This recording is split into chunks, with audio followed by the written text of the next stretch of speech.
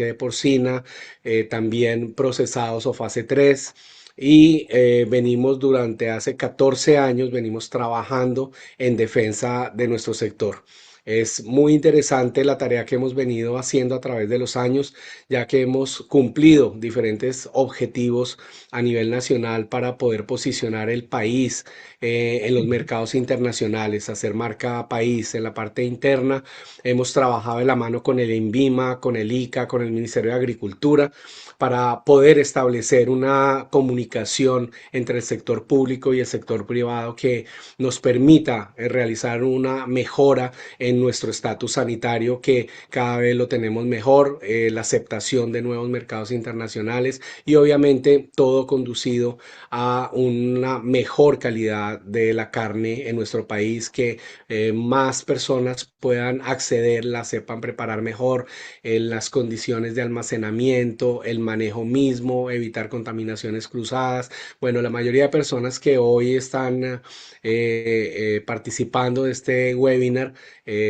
creo que son muy conocedores del tema de la carne. Es un webinar bastante especializado, entonces pues saben de lo que estamos hablando. Ya nos habían pedido que lo volviéramos a hacer, que volviéramos a traer invitados, porque realmente estos espacios son muy constructivos para todos.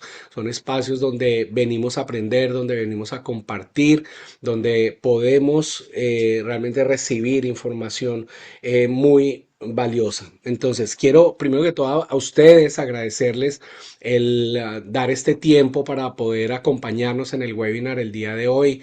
Usualmente invitamos a personas, actores del sector cárnico a nivel internacional, personas de México, personas de Honduras, Perú, Uruguay, Paraguay y pues obviamente de Colombia. Entonces también es algo muy importante, porque en algunas ocasiones hemos tenido unas participaciones y unos aportes demasiado importantes de nuestros invitados. Entonces nuevamente muchas gracias a todos por acompañarnos el día de hoy. Quisiera ya presentar a nuestro gran invitado. Me disculpan, ando un poco resfriado, me está fallando un poquito el volumen de la voz, pero bueno, voy a tratar de terminar para darle la palabra a nuestro invitado. Es el doctor César Augusto Sepúlveda. El doctor César es zootecnista de la Universidad Nacional de Colombia. Tiene doctorado, tiene un PhD en ciencias de la carne de Texas Tech University en Estados Unidos. Actualmente es asesor de carnes de ASOCEU y conferencias en programas internacionales como Meat School, Pork School, Poultry School y Egg School. He tenido, no la oportunidad, tengo que decirlo, he tenido el privilegio de haber podido estar en algunos de estos espacios en la Universidad de Texas en Lubbock. Me han invitado y he podido compartir escenarios académicos con el doctor César, y esa es la razón que nos ha motivado después de algo de tiempo, hay que decirlo, porque es una persona que anda bastante ocupada. Finalmente logramos coordinar la agenda, hoy nos está acompañando y de verdad que es demasiado importante y es una gran oportunidad aprovechar todo ese gran conocimiento, esa experiencia, esa preparación que tiene el doctor Sepúlveda con su doctorado en esa especialidad de las carnes. Entonces hoy lo tenemos acá y nos va a contar en una presentación que se ha preparado muy especial para ustedes, acerca de las claves para obtener un producto de alto valor. Hoy tenemos un desafío importante en nuestro sector, en nuestras plantas, en nuestra industria, en cualquiera de los eslabones de la cadena que tengamos hoy, sea comercialización, transporte, producción, industria, lo que sea. Hoy tenemos grandes desafíos con nuestros productos y hoy hablamos es de valor agregado. Entonces hoy el doctor César nos va a hablar acerca de eso y vamos a tener al final de la charla una oportunidad para también hacerle las preguntas. Vayan ustedes anotando si gustan para no interrumpirle la presentación, y al final vamos a tener ese espacio para que ustedes le puedan hacer las preguntas. Vamos a dar unos 15 a 20 minutos para las preguntas que ustedes quieran. Aprovechen, realmente, como les digo, es una muy buena oportunidad y le pido al doctor César de pronto al final de la charla o algo que también también nos comente. Mucha gente nos ha preguntado acerca del School Me, del curso que se hace en Texas. Es un curso maravilloso de preparación, es una práctica que, bueno, usted ya mejor que nadie les va a poder explicar para que las personas que puedan tener la oportunidad de viajar y asistir a este curso que es una semana, pues tengan la información más a mano. Entonces, muchas gracias nuevamente a todos y le doy la bienvenida al doctor César Sepúlveda. Adelante, doctor César. Pues Álvaro, muchas gracias por esta presentación. Yo creo que ha generado demasiadas expectativas. Espero poder ser, digamos, acorde a todas las expectativas que usted me ha hecho en la presentación. Y creo pues que todos estamos ocupados con cosas que hacer. Entonces, vamos directamente pues como al tema que nos atañe el día de hoy. Entonces tenemos claves para un producto de alto valor. A ver, pues le cuento mi historia un poquito, como lo decía Álvaro, yo soy zootecnista de la Universidad Nacional. Como zootecnista, pues aprendí mucho en la parte, o mi base es toda la parte productiva, pero pues quise meterme en la parte de industria de carnes. Entonces, siempre he sido como muy apasionado en saber cómo se conecta la parte productiva con toda esa parte que aprendí de calidad de carne. Entonces, la charla de hoy va a ser, digamos, quizás un poquito larga, más de la media hora, porque traté de hacer como un recuento de principales factores que tienen que ver en calidad de carne, desde la parte de vista productiva, el sacrificio, el procesamiento, la parte microbiológica, todo lo que puede ser la parte de maduración, incluso con lo que tiene que ver algunos cortes. Pues traté de hacer una presentación cortica, pero la verdad es que mi ánimo de poder contar cosas es más grande que que mi poder de resumir. Entonces va a ser una presentación un poquito larga. Bueno, a medida, algunos me conocen porque pues así como Álvaro y muchas personas de algunas industrias han ido a Texas Tech al workshop, al curso de Mid School, que es una semana. Yo trabajo también, pues mi principal trabajo es aquí en Colombia. Yo volví hace 2 años, soy asesor cárnico de Asoceu, pero también trabajo en estos workshops que se hacen 1, 2 veces al año en Texas Tech. Algunas veces lo hacemos en Colombia. La semana pasada tuvimos el Egg School de huevo en la Universidad CES en Medellín. Ahí también participé. Yo suelo hacer un chiste, es mi único chiste chiste malo. Yo nací en Urrao, Antioquia, soy colombiano. Urrao es donde es el ciclista Rigoberto Urán y yo suelo hacer el chiste de que yo soy el segundo urraeño más famoso que hay. Muchas personas me dicen, pero es que yo no lo conozco, yo no lo conocía. Ah, pero a partir de hoy ya me van a conocer. Entonces, muchas personas no me conocen, pero pues mi historia es porque hace poquito me gradué de Texas Tech y entonces pues estoy nuevamente en Colombia. Entonces, vamos a empezar entonces tratando de hablar de calidad de carne. Y bueno, calidad de carne es una sumatoria de aspectos a tener en cuenta desde la finca hasta la mesa. O sea, yo no puedo esperar, por ejemplo, en planta de sacrificio o en la carnicería, digámoslo así, a cambiar el marmoleo o a cambiar la terneza. O sea, todo es una sumatoria que viene desde la finca hasta la mesa, la parte genética, la parte de alimentación, cómo hacemos el sacrificio, la maduración de la carne, la cocción de la carne, la preparación. Todo eso tiene que estar ahí en la cadena. Entonces, por eso aquí pues trato de tener como una especie de cadena donde está, por ejemplo, la raza, la genética, si el animal está castrado o entero, vamos a hablar de eso, todos los planes de alimentación, manejo, edad al beneficio, que es muy importante para la parte de terneza. Animales jóvenes generalmente dan carne más tierna.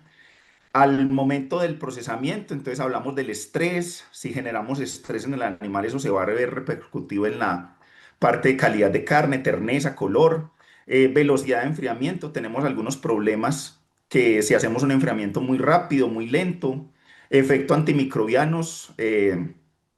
para alargar vida útil, ya hablando desde el punto de vista de conservación de la carne, la maduración, cómo actúan las enzimas responsables de la maduración, las calpaínas, y cómo actúa su inhibidor, la calpastatina, la cadena de frío, que es muy importante para la parte de vida útil del producto, a la hora de, por ejemplo, en la carnicería, según el corte, la dirección del corte en contra de la fibra o en el sentido de la fibra para que el corte salga más blandito o más duro. Y en el caso, como te digo, de la cocción, pues los términos de cocción, el tipo de cocción, el tipo de sal, todo eso entra a jugar. Entonces, lastimosamente, traté de sacar temas, pero no fui capaz. Entonces, por eso les digo que vamos a empezar desde la parte de raza genética, haciendo un recuento, pues muy rápido, pero pues no quise sacar ninguno de estos temas. Eso sí, esto tiene mucho tela de donde cortar. O sea, prácticamente este tema que estamos hablando o esto que estamos hablando de todos estos pasos, pues fácilmente puede ser un seminario, un curso de una universidad, una maestría, un posgrado. O sea, todo lo que tenga que ver con todo lo que afecta a calidad de carne, pues prácticamente puede ser un posgrado de una universidad. Entonces va a haber muchos temas que no voy a tocar, va a haber muchos temas que los toco, simplemente los menciono, pero pues lo que quiero mostrarles que son importantes. Entonces, al comienzo vamos a hablar de lo que es la genética, la alimentación, el grado de determinación y edad del sacrificio. Entonces, bueno, primero que todo a mí me gusta hacer una comparación em, en cuanto a los sistemas de producción. O sea, nosotros producimos carne en Colombia. La carne es un commodity a nivel internacional, pero pues cada sistema de producción produce algo distinto. Entonces, en el caso, por ejemplo, de los Estados Unidos, pues se tienen genéticas que son principalmente cruces con Angus, con Hereford, algo de que les voy a hablar al final que se llama cruces con ganado de leche, o sea, vacas Holstein, que son cruzadas con semen de toros Angus. Y al final los animales se llevan a un feedlot, a un estabulado, donde son alimentados durante 180, 200, 220 días con granos. Eso nos da unas animales con muy alto peso al sacrificio, con una edad muy baja, son animales jóvenes y que dan pues carne con muy buen marmoleo y que generalmente es muy tierna. Tenemos otros casos, por ejemplo el caso de Nueva Zelanda, pues la genética es muy parecida a la de Estados Unidos, también son cruces de Angus, de Hereford, de razas eh, británicas, Bos Taurus, y son generalmente animales en pastoreo. Entonces ahí tenemos otro tipo de animales, animales un poquito más livianos, edades intermedias, más o menos 3,06 dientes, que es la forma en la que miden la edad en Nueva Zelanda, equivale más o menos a unos 30 meses, 31 meses. Y en Colombia pues tenemos otras condiciones, principalmente pues animales de razas cebuinas, alimentados enteramente con pastos y suplementación. Aquí hay una diferencia, por ejemplo, los pastos tropicales son C4, mientras que los pastos subtropicales son C3. Eso hace que, por ejemplo, los pastos tropicales tengan mayor contenido de fibra, tengan menos energía, sean de fermentación más lenta, lo que hace que, pues, es lo más abundante que tenemos. No estoy diciendo que no lo utilicemos. Por favor, no quiero generar pues como la mala expectativa. Sino que el pasto, los pastos tropicales, pues son pastos que tienen mucha fibra, poquita proteína, para poder sacarle más jugo a ese pasto y poder tener animales de 520 kilos con edades de 30 meses o menores a 30 meses, se nos hace necesario estrategias de suplementación, que eso es algo de lo que voy a hablar más adelante. Entonces, estos tres sistemas de producción, pues yo sé que hay muchos más, orgánico, carne grass-fed, carne de guayú, cosas así, pues que no vamos a hablar de esas en este momento, pero generalmente entonces nos van a dar diferentes tipos de calidad de carne. Entonces, cuando tenemos un animal con genética para desarrollar marmoleo, con razas Angus, con razas Hereford, con razas Wagyu, tiene la genética y además le damos el alimento, o sea, además le damos la energía en el alimento para que deposite grasa, el animal deposita marmoleo. Entonces, en Estados Unidos, la mayoría del carne que sale, en cuanto a grados de calidad, los que no están familiarizados con esto, en Estados Unidos existe una clasificación de calidad que depende de la edad y del marmoleo. Entonces, cuando tenemos un animal que prácticamente, una carne, perdón, que prácticamente no tiene marmoleo, se llama estándar. Tenemos una con poco marmoleo, se llama select. Un marmoleo un poquito más mediano se llama choice. Y un marmoleo pues más alto es carne prime, carne de alta calidad.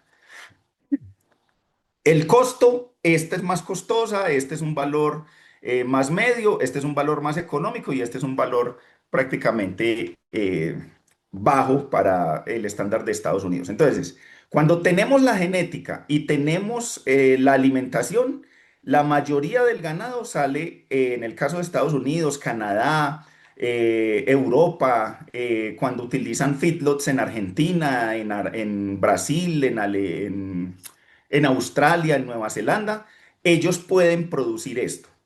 Cuando tenemos el mismo animal, que también, por ejemplo, aquí en Colombia tenemos, por ejemplo, gente que tiene Angus, pero los tiene pues en Bogotá, en el norte de Antioquia, altiplano cundiboyacense, donde hay algunas plantas C3, se da raigrase, se da quicuyo, se da tréboles, que son plantas que tienen mejor calidad nutricional.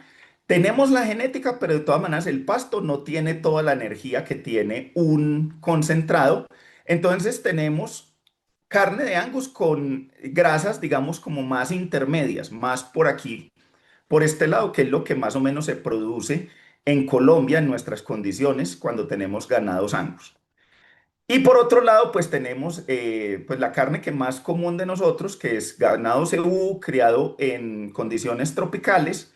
El ganado cebú no tiene la genética para desarrollar marmoleo, no tiene los genes.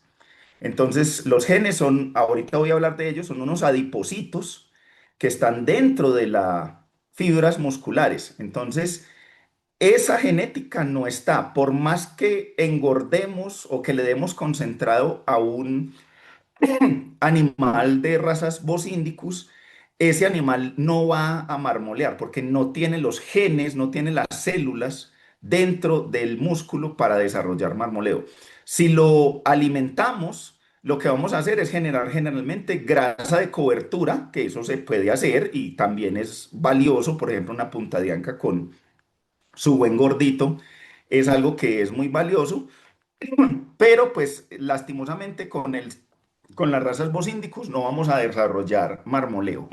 En algunos casos, por ejemplo, Brasil estuvo tratando de generar líneas de Nelore, de pronto han escuchado esa historia, toros que fueran probados para desarrollar algo de marmoleo, pero pues realmente pues el avance genético era eh, muy lento. Entonces, en el ICOMS que se desarrolló hace 2 años, que es la feria de carnes mundial, que se desarrolla en Brasil, pues allá conversé con varios brasileños y me decían, no, lo que está pasando ahora es simplemente cada año el semen que se vende de Angus bate récords, o sea, más semen de Angus se vende, entonces, para utilizarlo sobre vacadas comerciales, sacar Brangus y con ellos pues están obteniendo mucho mejor resultado en marmoleo que con las líneas de Nelore. Bueno, hablar un poquito de lo que son ese efecto genético que les contaba de por qué hay animales que depositan marmoleo y por qué hay otros que no. Eh, en la raza influencia el grado de marmoleo. Entonces hay razas como por ejemplo, pues hemos hablado de la Wagyu, Akauchi, Hereford, Angus, que tienen los genes, tienen el material genético para que se desarrollen esos adipocitos. Esos adipocitos se llaman adipocitos marrones. Esos adipocitos marrones porque se llaman marrones es porque tienen mitocondrias y están ubicados dentro del músculo. Todos los animales tienen otros adipocitos que se llaman los adipocitos blancos. Los adipocitos blancos están ubicados en la parte de la grasa subcutánea y en la parte de la grasa visceral. Pues los cebús tienen adipocitos blancos, pero los únicos que tienen adipocitos marrones son algunas de estas líneas de las razas europeas. El hecho de que sea, digamos, raza Bos Taurus no significa que todos tienen adipocitos marrón. Por ejemplo, razas como la limosín, como la azul belga, son animales que no tienen estos adipocitos marrones. Entonces, estos adipocitos marrones vienen muy propios de, por ejemplo, el Angus, el Holstein, aunque es una raza de leche, deposita marmoleo, lo que pasa es que no tiene masas musculares grandes, es lo que los llamamos las razas británicas. Entonces, las razas son razas adaptadas al frío, donde entonces en las épocas de inviernos fuertes, de nieve, estos adipocitos que están dentro de las masas musculares tienen sus vacuolas de grasa y estas mitocondrias pueden quemar esa grasa y producir calor. Entonces, esta es una herramienta evolutiva que cogieron estos animales para poder adaptarse a esas condiciones de frío. Por eso los animales cebú, que son adaptados al calor, pues perdieron esa condición de poder tener adipocitos marrones, porque pues el frío no es un problema para las condiciones de trópico. Entonces, lo que quiero decir aquí es, si queremos animales con marmoleo, si eso es lo que les interesa, si eso es lo que su mercado les pide, pues tenemos que empezar a pensar en qué razas son las que queremos comprar. Este simplemente, pues, qué tipo de carne. Entonces, guayuda alto contenido de marmoleo, Angus un poquito más intermedio y Nelore, y eso que con animales probados para marmoleo, pues el marmoleo es bastante incipiente. Bueno, ¿qué más podemos hablar de la genética? Y de este sentido, pues vamos a tener a veces algunas slides que son repetidas, porque pues cuando hablamos, por ejemplo, de maduración de carne, pues lógicamente cuando les hable de maduración, les voy a hablar de tiempos de maduración, de condiciones para maduración. En este caso, desde el punto de vista genético, la maduración de la carne, este es un músculo, la estructura de un músculo, de pronto los que son veterinarios o tecnistas, ingenieros de alimentos, saben que la estructura del músculo son fibras de actina y miosina que se unen en esta estructura que se llama un sarcómero. Simplemente en la maduración de la carne lo que pasa es que esa estructura de la carne aquí está en estado prerrigor, o sea, antes del rigor mortis. Después del rigor mortis, unas enzimas que se llaman calpastatinas, que existen calpaínas, que existen tres clases de calpaínas, entran a romper esa estructura de la carne, como a predigerir esa carne. ¿Eso entonces qué hace? Que después del rigor mortis, aquí tenemos la frase de prerigor, el rigor mortis es donde está la máxima dureza de la carne, y después de que se disuelve el rigor, entonces esta ruptura de las estructuras hace que la carne cada vez sea más tierna. Ahora, las calpaínas son las que hacen ese trabajo de ablandamiento. Pero existe un inhibidor, esta es la estructura de una enzima que se llama las calpastatinas. Ese inhibidor hace que este inhibidor se pega a la calpaína y no la deja actuar. Entonces, la carne no madura. Hay animales y hay razas que tienen mayor expresión, perdón, esta es la calpaína, esta es la buena, perdón que aquí no estaba leyendo bien. El inhibidor, que es la calpastatina, inhibe la acción de la calpaína. Entonces, hay animales, hay razas que expresan mayor contenido de calpastatinas. Por ejemplo, las razas Bosindicus, las razas cebuinas, expresan mayor cantidad genéticamente, tienen genes que hacen que el músculo produzca mayor cantidad de calpastatinas. A la hora de sacrificar un animal, Entonces, ¿qué pasa? La carne no madura por este lado, o sea, la terneza no evoluciona por este lado, sino que la terneza va a ser una línea que va a ser por aquí más altica. Entonces, al final de un periodo de maduración vamos a tener carne un poquito más dura que lo que sería la carne de un Bos taurus. ¿Listo? Entonces, ese inhibidor, ¿qué pasa? Nos interfiere con los procesos de maduración. De pronto han escuchado por ahí que es que la raza cebú da carne dura. Esto es en muchos casos debido a estas calpastatinas. Aquí hay animales con alta expresión de calpastatinas. Pero bueno, esto no necesariamente es un problema sin solución. Esto es un problema que puede tener solución y es cosas, por ejemplo, que en ASOCEU estamos haciendo. Las pruebas genómicas, por ejemplo, que se hacen en ASOCEU, no es la única parte. Hay otras partes, pues menciono ASOCEU porque es donde trabajo y sé acerca de los resultados.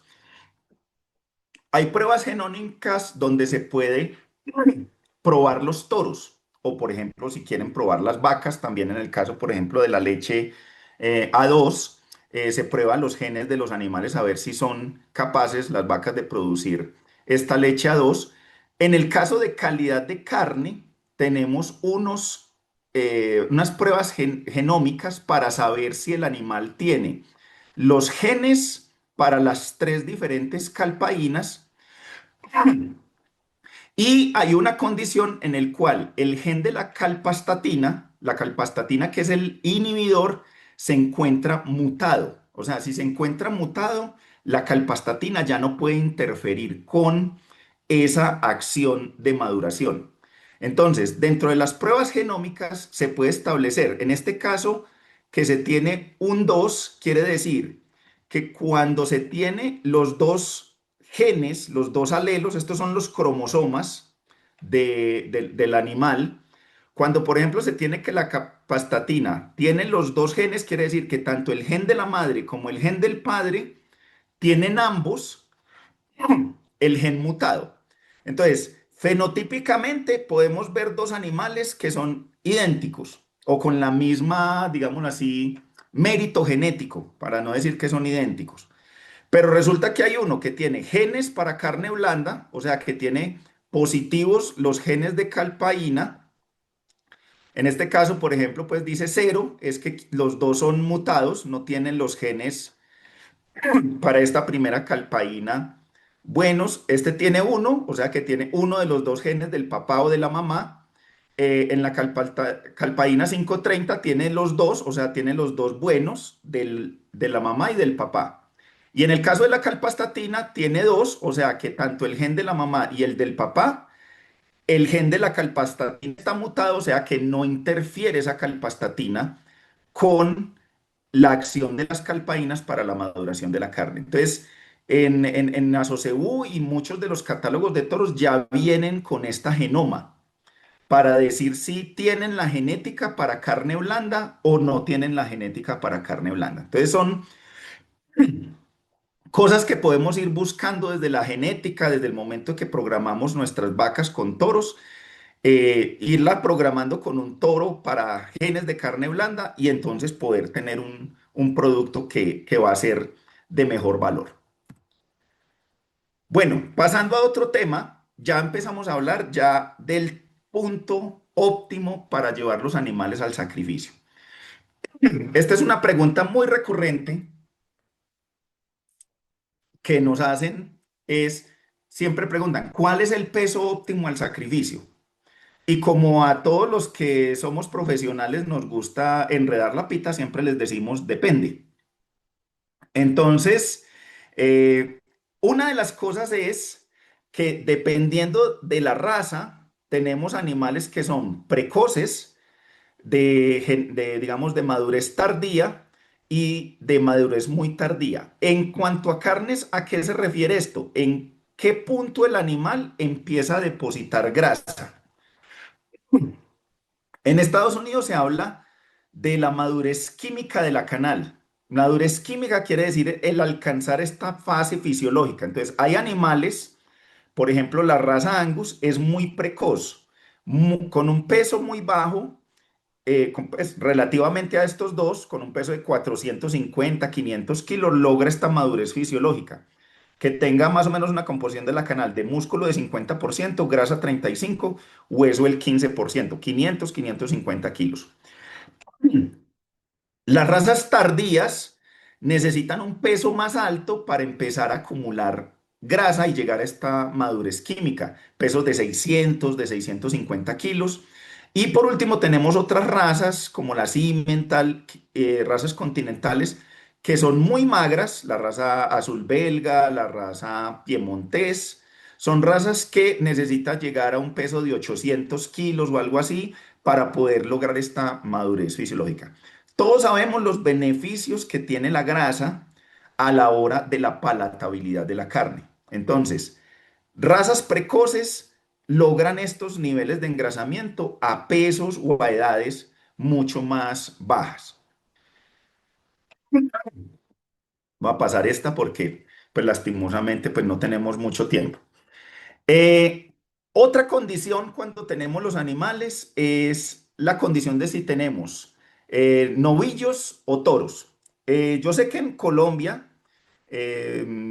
tenemos, y por cultura, hay zonas que prefieren el novillo y hay otras zonas que prefieren el torete. El torete tiene sus condiciones desde el punto de vista de eficiencia productiva. Sus hormonas hacen que el animal crezca más rápido, pero también esas hormonas hacen que se deposite mucho músculo y que deposite muy poquita grasa. Eso nos da unas canales que son muy magras. Al tener una canal con muy poquita cobertura de grasa, pues entonces tenemos un animal, una canal que rinde mucho a la hora de tener un rendimiento en carne.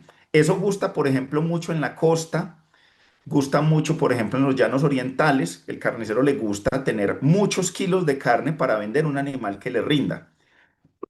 En partes como Antioquia, Bogotá, la gente ya se está preocupando mucho es por la calidad de la carne.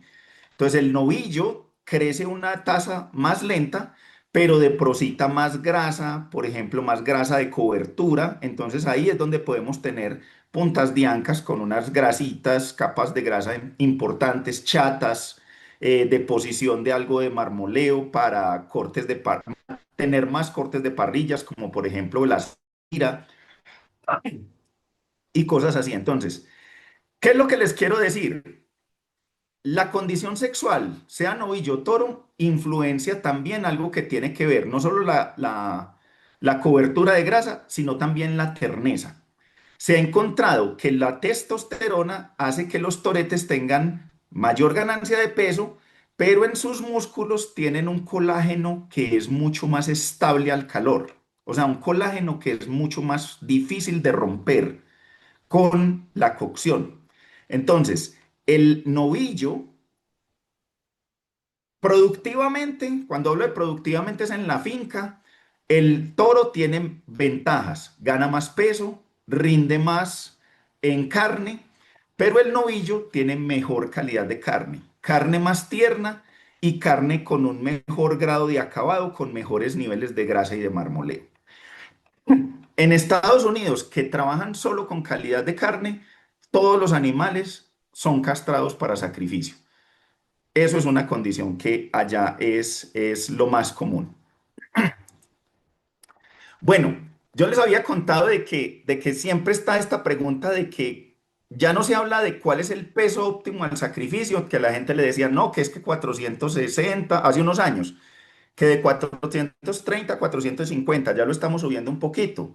Ya pedimos, muchas plantas piden animales mayores de 480, mayores a 500 kilos.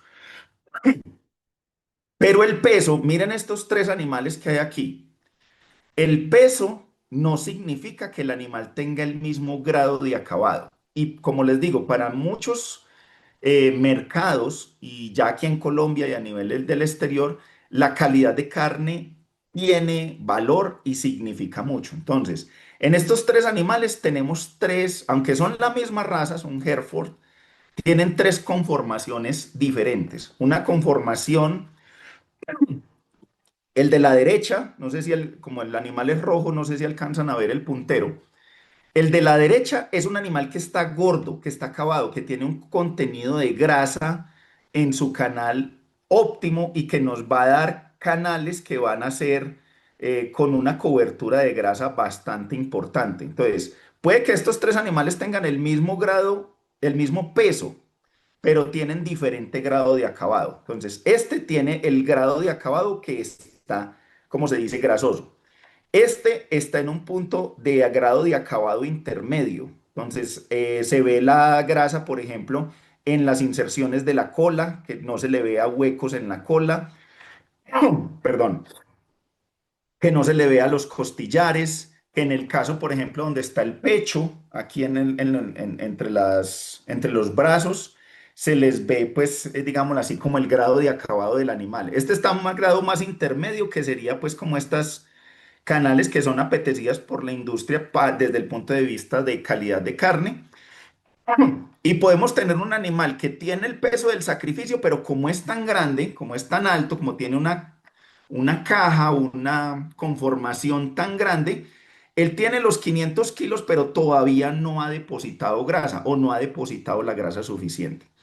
Entonces ya hay, digamos, industrias que empiezan a utilizar como estos aparaticos con los que se mide la grasa dorsal en cerdos en vivo, para mirar grasa dorsal también en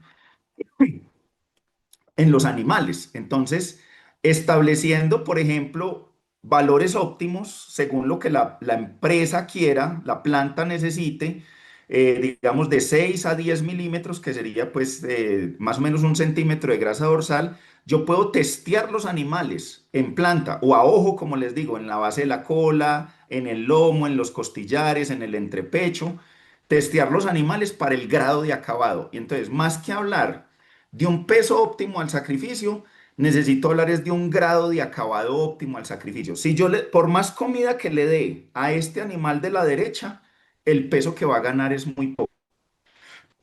Entonces puede que el animal aquí tenga 430 kilos, pero este animal está listo para sacrificio desde hace ratos. Espero haber hecho entender en este punto y si no, pues por favor al final me hacen las preguntas.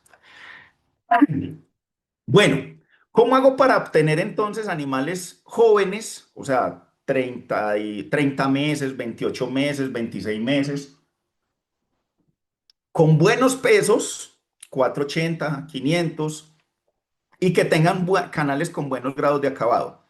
Entonces, aunque tenemos el pasto, pastos tropicales, estos en los llanos orientales, se hace necesaria la suplementación. Entonces, estos son unos terneros en la fase de levante que están con una suplementación de grano de 2 kilos de un suplemento proteico. En este caso son lotes de más o menos de 80 100 animales y se les hace pues una dosificación de 2 kilos del suplemento proteico por día. Estos animales, recuerden, están en levante. En levante se hace principalmente, el animal necesita un suplemento proteico hasta los 350 kilos más o menos. Es la fase de levante. De los 350 kilos hacia arriba viene la fase de ceba, donde el animal está ya es depositando ese, en esta parte está creciendo, depositando músculo. Por eso el suplemento es proteico o con un contenido de proteína más alto. Cuando está en la fase de ceba, 350 hasta los 480, 500 kilos o 520, está en la fase de ceba, donde ya está depositando grasa. Entonces el suplemento es más energético, más rico en energía, tiene algo de proteína, pero es más rico en energía. Entonces aquí tenemos estos animales, miren la condición corporal, o sea, son animales que mantienen una muy buena ganancia de peso en esa etapa de levante. Entonces, donde un levante, normalmente un animal en solo pastoreo gana 400, 350, 400 gramos, con una suplementación podemos incrementar esa ganancia por ahí en 150, 200 gramos más ganancia de peso. Entonces vamos a tener un animal mucho más rápido eh, a la ceba, perdón, al sacrificio. ¿Qué pasa? En algunos casos, las fincas, pues estamos, estamos supeditos a la época de lluvias. Entonces, en esa época de lluvias, o de mucha lluvia, perdón, que tuvimos pues unos inviernos fuertes, por ejemplo, el año pasado en Caquetá, en ciertas partes del país, donde entonces los animales estaban, eh, muchos potreros inundados, en la costa tuvimos problemas, como también tenemos épocas de sequías fuertes, donde no hay alimento, entonces tenemos que estar preparados. Este es, por ejemplo, estar preparados es también que el animal en esas épocas de sequía o de invierno demasiado fuerte siga ganando peso a la misma tasa. ¿Cómo hacemos con estrategias de alimentación? Aquí tenemos un ensilaje de maíz hecho en esta ensilaje pues de chorizo, lo llaman pues con este tipo de bolsa. Y la cosa es que se denomina un silo de autoconsumo. O sea, no tiene que haber un trabajador llevándoles alimento todos los días desde el silo, un silo de montón, por ejemplo, hasta el potrero. Esto se hace en un potrero que usted va a destinar. Supongamos que si sabes que va a haber una época de invierno, entonces un potrero que esté en la parte alta, usted tiene el silo ahí, cuatro chorizos, y cuando venga la época de invierno, entonces se lleva a los animales para allá, a esa parte alta, y abre el chorizo. Entonces, un silo de autoconsumo es, usted lo va abriendo simplemente todos los días, con la cerca eléctrica trata de controlar los animales para que ellos vayan consumiendo el silo, como ustedes lo ven ahí, y poder entonces, como les digo, hacer. La estrategia es, o el mensaje es, hacer que el animal siga ganando peso en las épocas de verano extremo o de invierno extremo, para poder tener esos animales gordos cuando ellos tengan por ahí 30 meses o 28 meses o de esa forma. Entonces hay que hacer estrategias. Este es otro sistema, o sea, como otro modelo. Si se acuerdan del modelo anterior, estaba muy abierto el silo, había mucho desperdicio. Entonces, en este caso, estaba este silo con esta otra abertura donde los animales se arrimaban acá a comer, entonces había un poquito menos necesidad de abrir el silo para no perder esa calidad de silo. ¿Qué se produce? Esto es de una empresa pues, que se llama Cialta en Bogotá, con las cuales hemos estado trabajando. Y entonces esto es lo que se da, el resultado.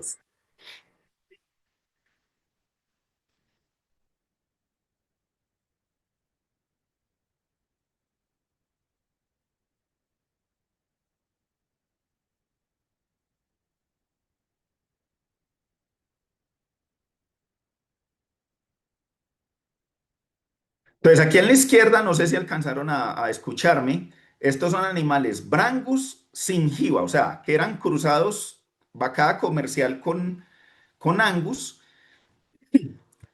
y los animales fenotípicamente no tenían la jiba. Entonces, observen la cobertura de grasa, observen que los animales ahí estaban con las canales con muy buena cobertura de grasa, con muy buen grado de acabado, edades alrededor de los 28 meses en promedio y con muy buena cobertura de grasa sobre las puntas de ancas, sobre las chatas, sobre los cortes que son finos y que muchos de estos cortes van para parrilla. En este caso, los de la derecha son animales puro cebú, más o menos con el mismo plan de alimentación.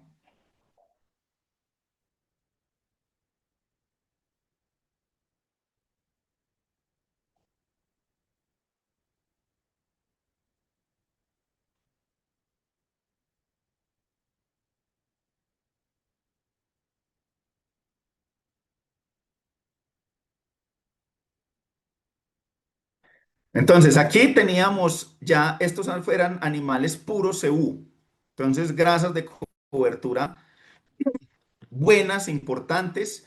Esto, como les digo, depende de ustedes qué es lo que quieran lograr, cuál que sea su mercado. mercado. Si su mercado es de calidad de carne, que les interesa carne tierna, carne con buena cobertura, necesitamos hacer este tipo de suplementaciones. Ok, sigamos entonces hacia adelante en el proceso. Pues hablemos ya de manejo antemortem, rendimientos en canal, la parte microbiológica, sistemas como buenas prácticas de manufactura HACCP, el uso de antimicrobianos y el uso de enfriamiento. Entonces vamos un poquito ya más adelante en la cadena. Bueno, cuando transportamos los animales, lastimosamente, podemos haber hecho un trabajo muy bueno en la finca, con suplementación, con genética, con muy buenos animales y tener un transporte horrible.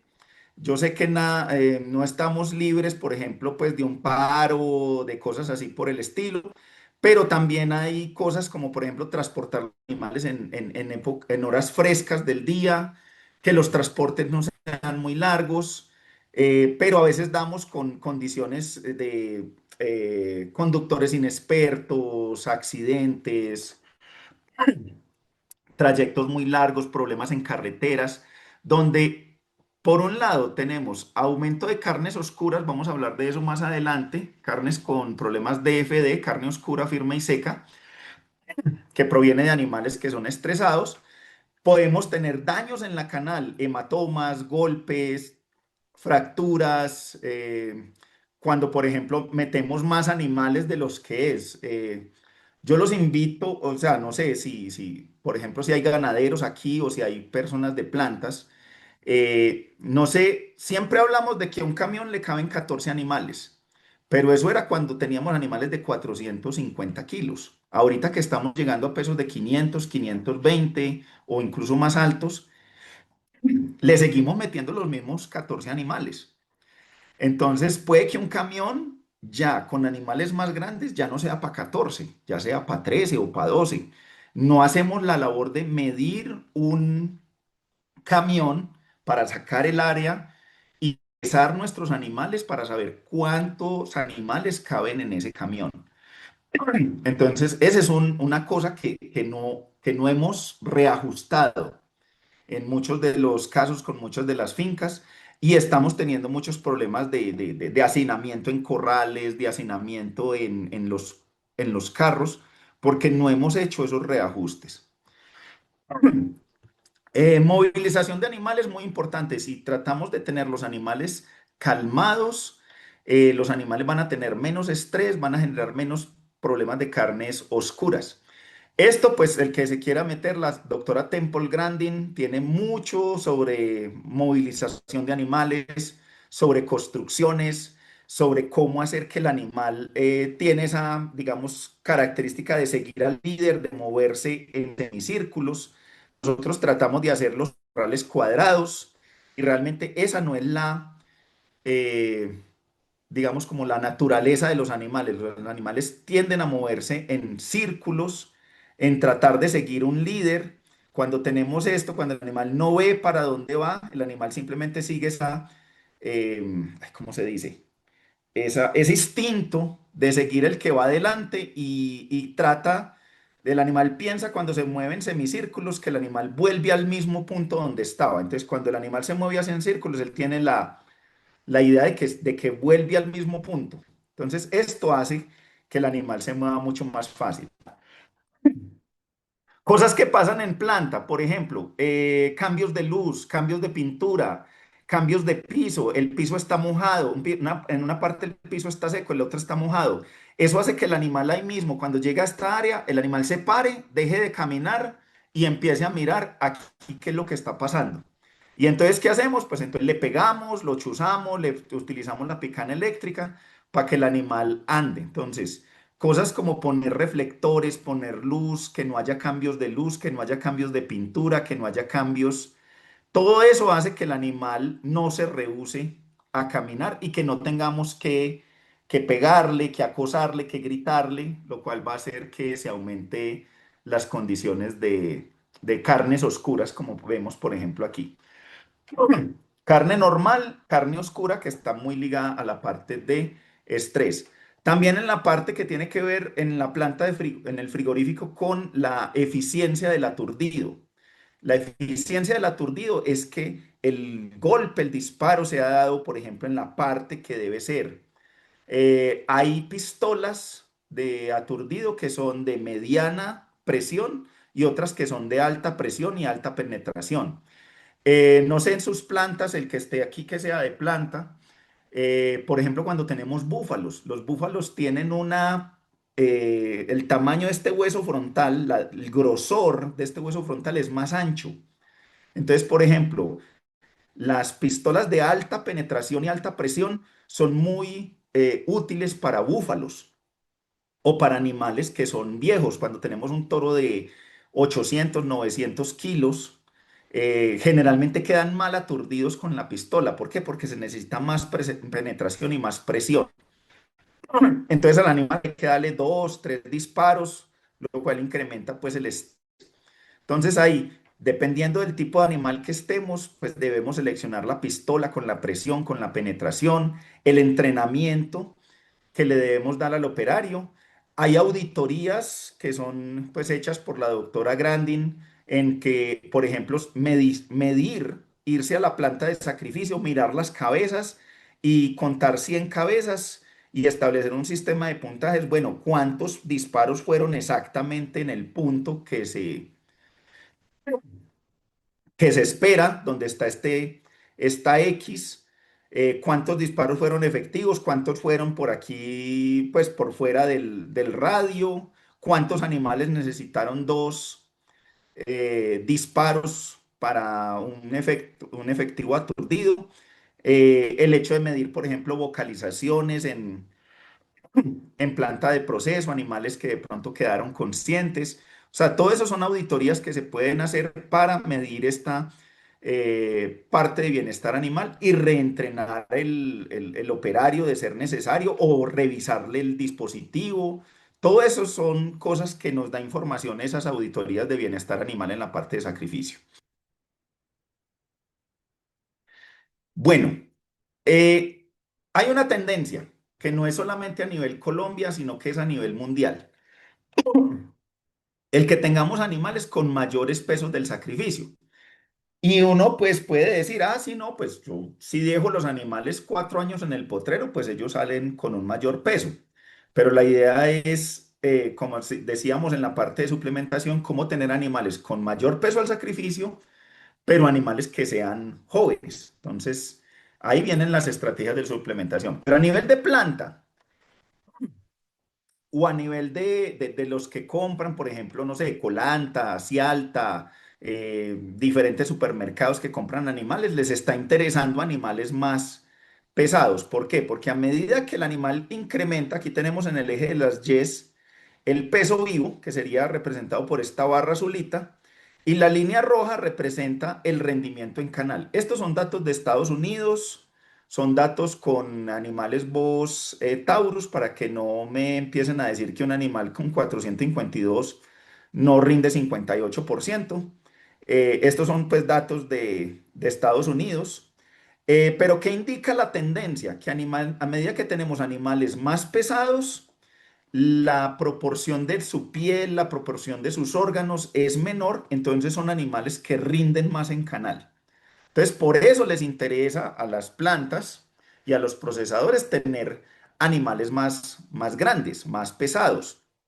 Fuera de eso, pagamos Fondo Nacional del Ganado, perdón, que es el impuesto por animal. Entonces, yo pago lo mismo por un animal de 300, de 400 kilos que por un animal de 500 o de 550 kilos. Entonces, los costos sí me diluyen. Los costos operacionales de sacrificar un animal son los mismos si el animal pesa 550, así pesa 400. Entonces, todos esos costos se van diluyendo si yo tengo animales más pesados y ahí vienen bonificaciones que muchas empresas están dando para animales que sean más pesados. 100 pesos de bonificación, 150 pesos por rendimientos. Entonces, una forma que podemos hacer para mejorar el rendimiento en canal, si me escuchan, por ejemplo, ganaderos, es aumentar su peso al sacrificio. Si usted aumenta su peso al sacrificio, sus rendimientos en canal van a mejorar y posiblemente va a ser entonces acreedor a esas bonificaciones, bonificaciones con las cuales entonces usted puede pagar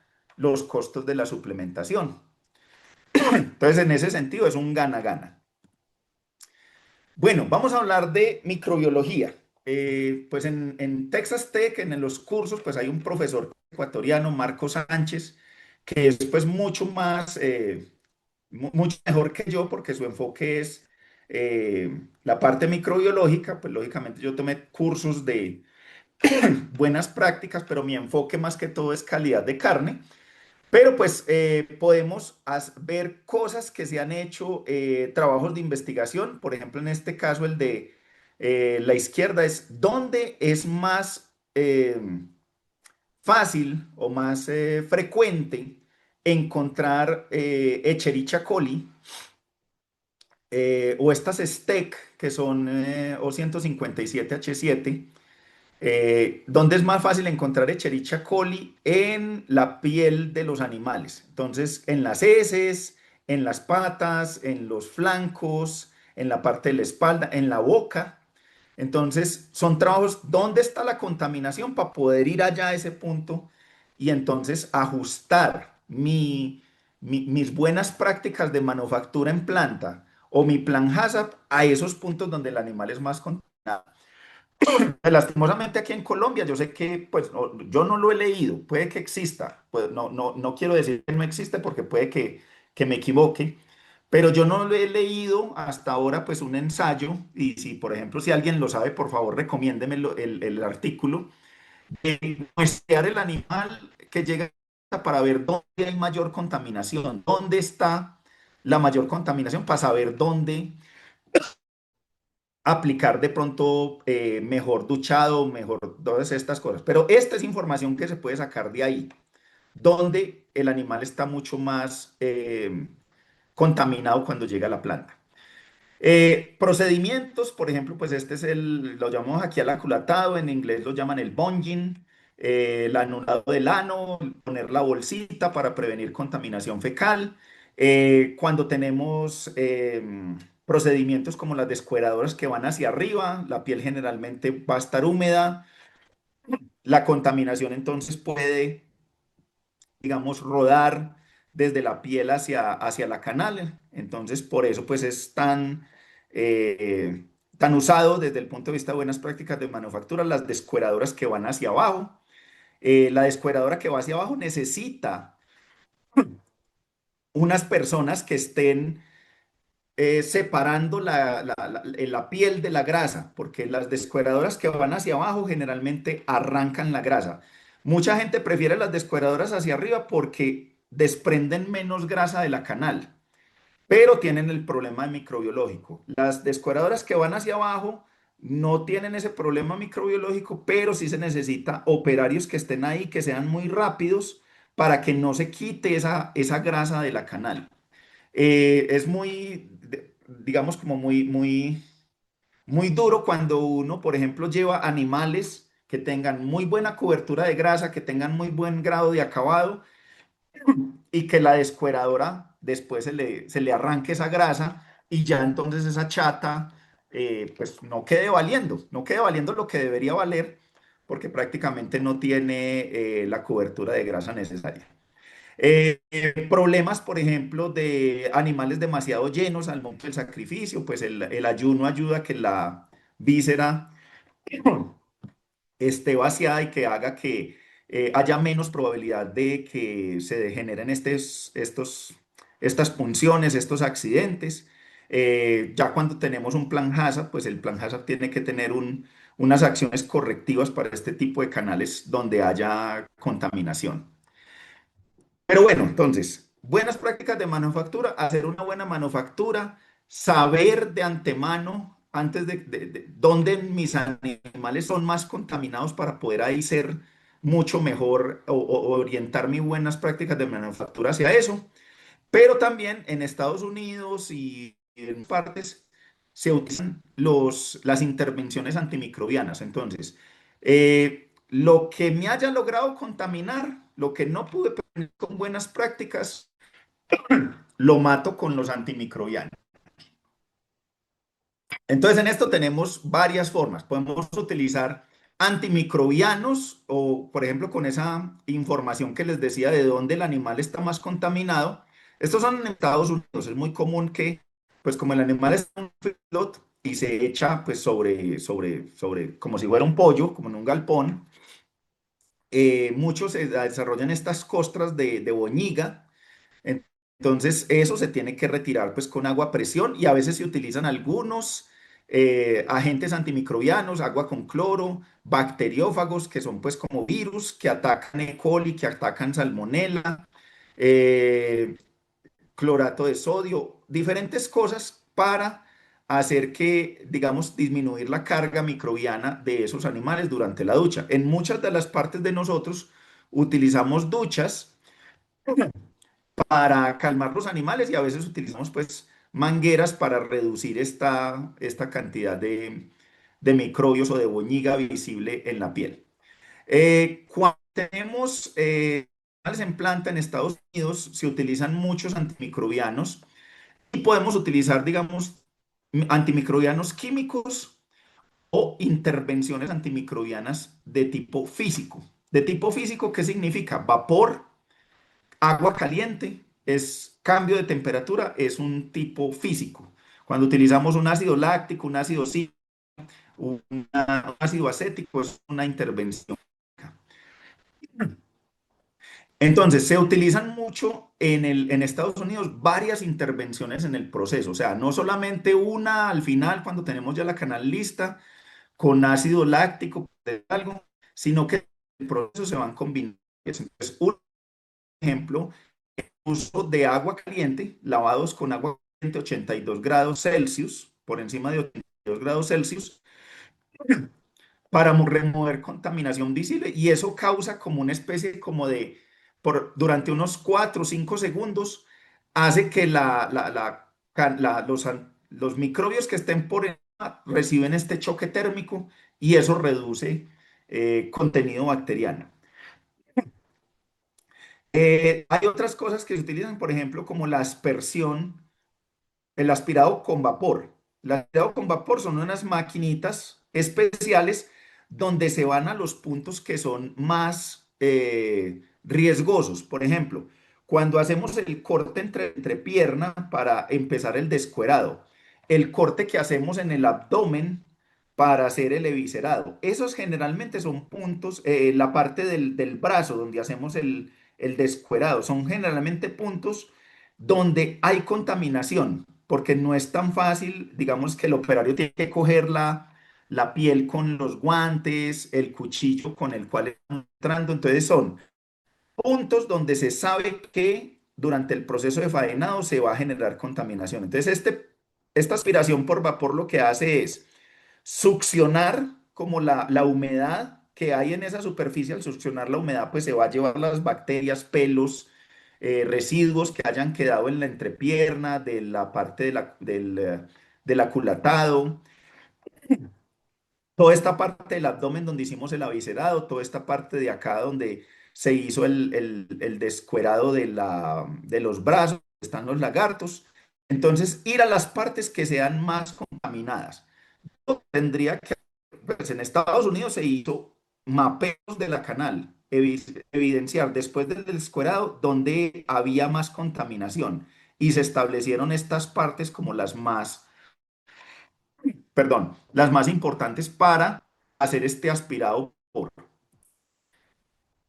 Otras cosas que se pueden hacer, bueno, pasteurización con vapor, cabinas donde pasan las canales, donde se tiene agua por 82, a 82 grados Celsius por 6 segundos y después seguir con friado. Entonces, todo ese choque térmico de subir la temperatura superficial al canal a 80 grados y enseguida el choque térmico de la refrigeración hace que muchas de esas bacterias no logren sobrevivir y entonces se logra reducir la microbiana y por ende tener una carne que pueda tener mucho mejor vida útil para, por ejemplo, cosas de exportaciones, que nos alcance a durar una carne 60 días o 80 días en operación y empacada al vacío, partes de exportación. Entonces, estos procesos son muy utilizados.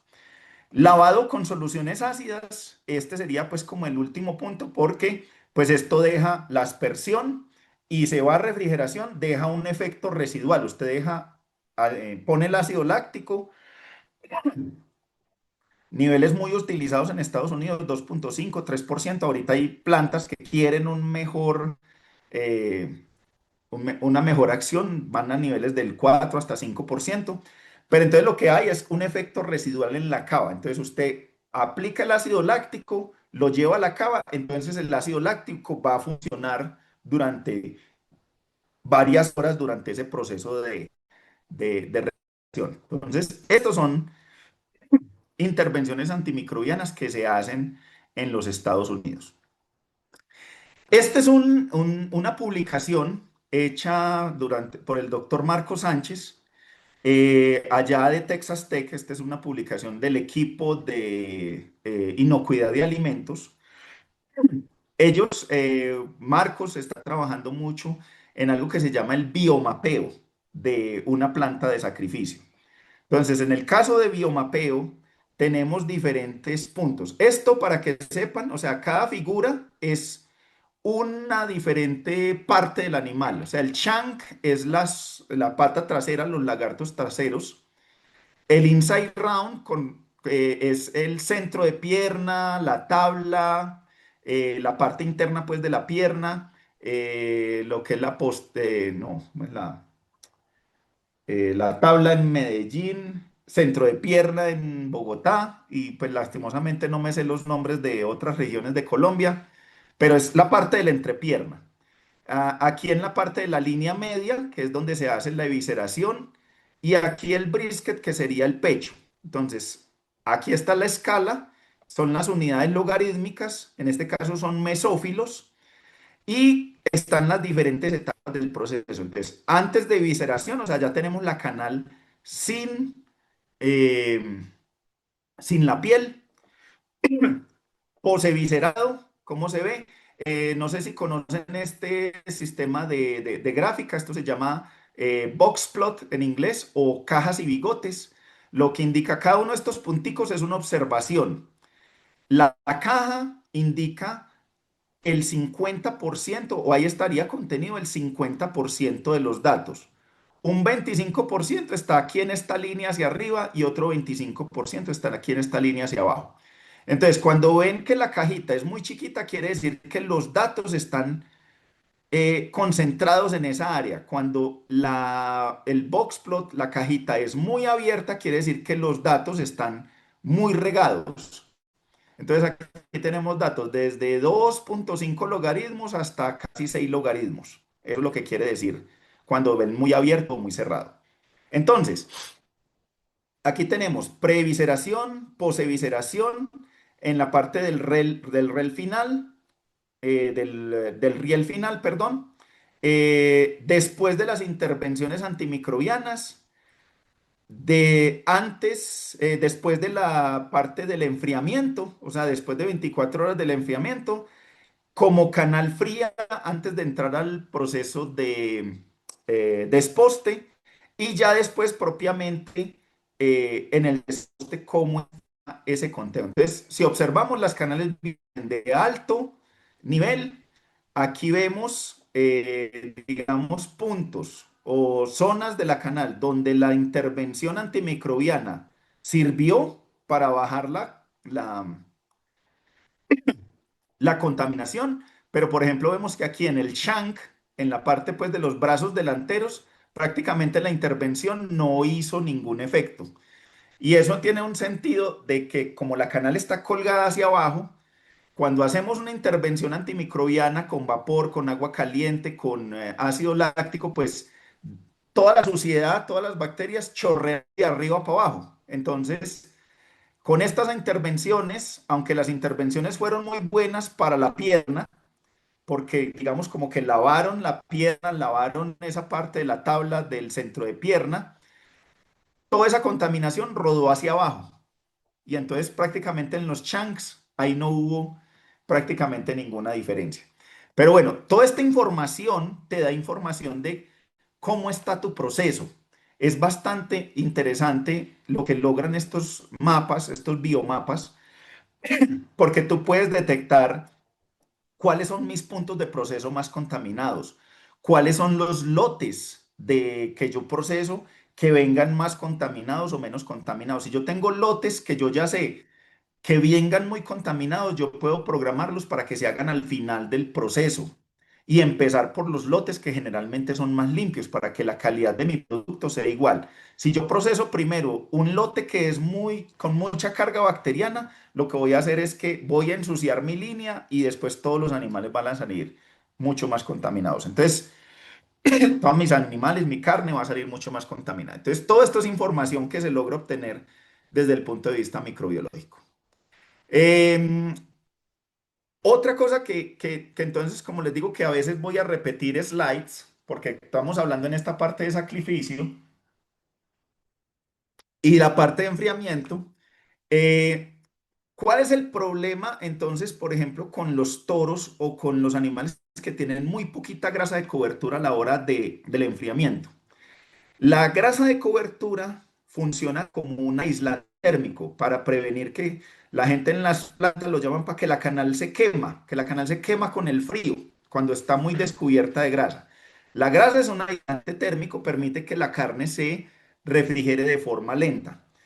Esta canal es, por ejemplo, de un toro procesada ya en los Estados Unidos, que tuvimos la oportunidad de procesar en uno de los meat schools. Y obteníamos grasas dorsales, aquí observan ustedes, grasa dorsal, este es el corte que se hace entre la doceava y la treceava costilla para exponer el área del ojo del lomo. Entonces, grasas dorsales muy delgadas. Esto tenía 2 milímetros, recuerdo muy bien esta canal. ¿Y qué empezaba a pasar aquí? Esto es algo, observen la diferencia de color que hay en la parte aquí central de este ribeye, de este lomo, y la parte superficial.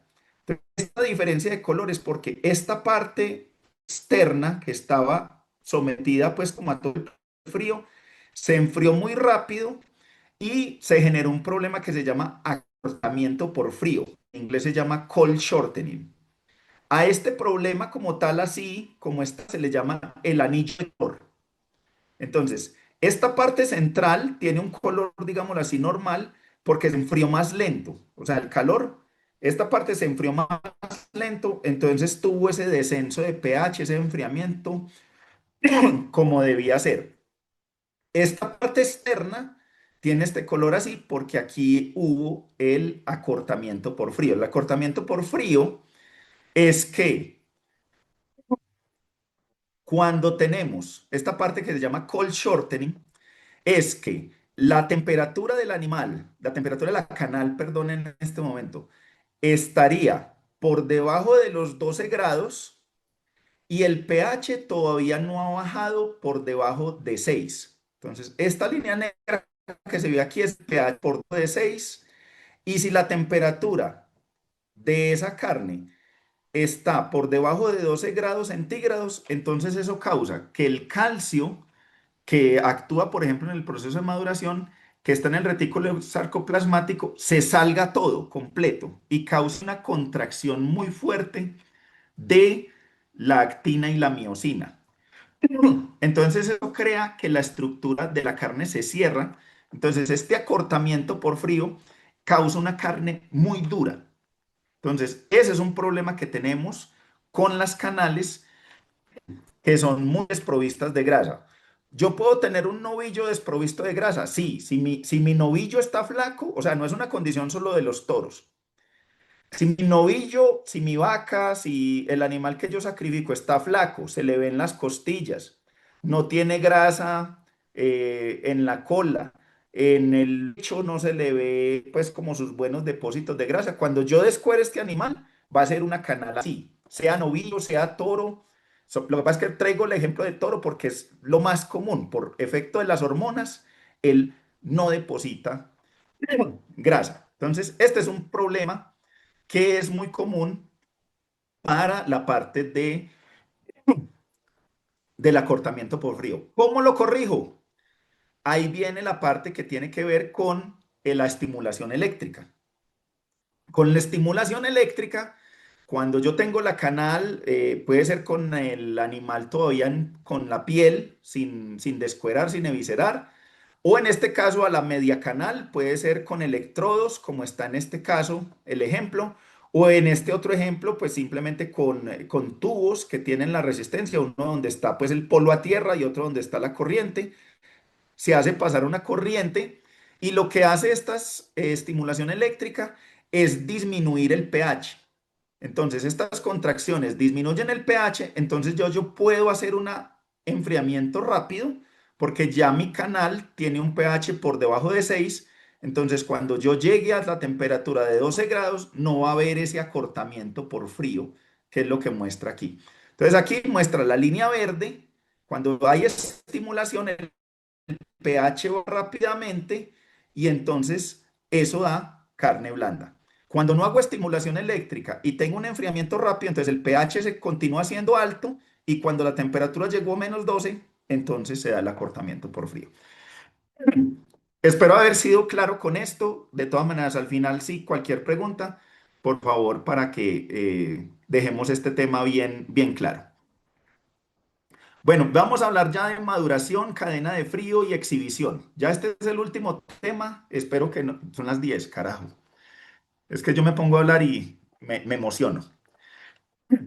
Bueno, habíamos hablado de maduración, ¿cierto? Entonces ya conocemos el efecto que tienen las calpaínas, son las que hacen esta maduración. La calpastatina es el inhibidor. Entonces, durante la maduración, estas enzimas funcionan. ¿Qué es lo que hago? Cuando se logra ver ya un efecto, sentir en la boca, más o menos a los 10 días o 15 días después del sacrificio, ya la carne es mucho más blanda, es más blanda que lo que era en la fase pre-rigor. Entonces, a partir de 10 días, 15 días, hablamos de maduración. Si le damos 3 semanas, si le damos un mes, pues va a ser la carne mucho más blanda. Para poderle dar 2 meses, 3 meses para procesos de exportaciones, tenemos que trabajar mucho en la parte de la contaminación inicial que tenga el producto al momento de hacer el empaque, que tenga una muy baja carga microbiana. Y lo otro que tenemos que hacer es manejar cadena de frío. Siempre nos hablan los libros y todo el mundo habla de que la carne hay que conservarla de 0 a 4 grados centígrados. El punto de congelación de la carne está en -1,65. Otros libros hablan de -2. Entonces, mantener la carne entre -2 y +2 grados Celsius, la carne no está congelada y eso ayuda a tener una vida útil mucho más larga. Entonces, manejos de 0 a 4 si podemos, pero óptimo de -2 a +2 para controlar la parte de vida útil. Ya cuando hablamos, por ejemplo, les hablaba de la edad, pues hablé muy rápido, pero cómo la edad hace que el animal influencie la terneza. Les hablaba acerca de las fibras de colágeno. Estas son fibras de colágeno que lo que pasa, un animal a medida que envejece, la carne se va volviendo más dura. En este caso tenemos fibras musculares aquí, el colágeno es el que se ve blanquito, el colágeno también está rodeando cada una de estas miofibrillas, de estas fibras musculares, miofibras. Entonces, ese colágeno en un animal adulto, la carne se vuelve dura no porque tenga más colágeno, sino porque el colágeno va creando uniones entre las fibras, enlaces químicos que son representados por estas líneas rojitas, y eso hace que el colágeno se vuelva menos soluble. Entonces, con la edad, el colágeno se vuelve más fuerte. Por eso, una de nuestras metas, si queremos carne blanda, es la edad, tener un animal joven para que ese tejido conectivo sea fácil de romper durante la cocción y nos dé carne tierna. También el tipo de músculo. Si tenemos diferentes tipos de músculo, casi siempre en la parte de los brazos, de las piernas, están los músculos de locomoción, tienen más cantidad de tejido conectivo.